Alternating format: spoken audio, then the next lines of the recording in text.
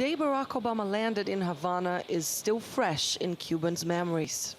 And no one here has forgotten the promises of prosperity and openness the U.S. president brought with him.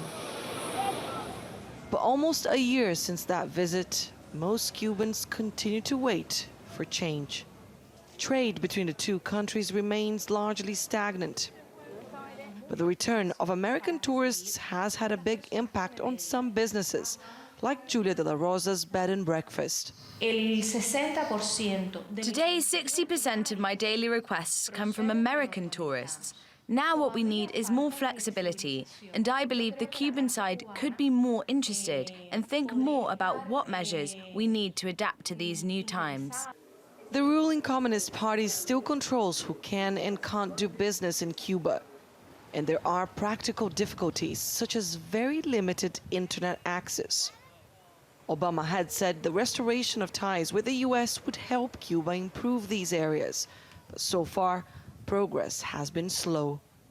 But perhaps the most concrete of Barack Obama's undelivered promises lies in Cuba's southeast, in his failure to shut the U.S. prison in Guantanamo Bay.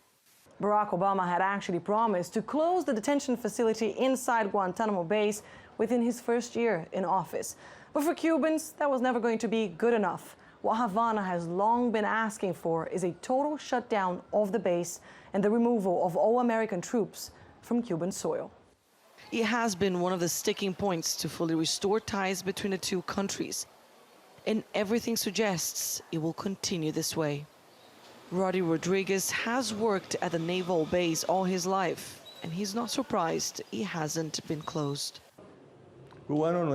Cubans have never fallen for that. What Cubans would have liked was for them to close the base. What will they think if we had a base in the Bay of New York? How will Americans feel?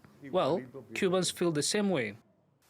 With crucial obstacles like Guantanamo and the U.S. trade embargoes still standing, Obama leaves office without securing enough change to improve the lives of ordinary Cubans.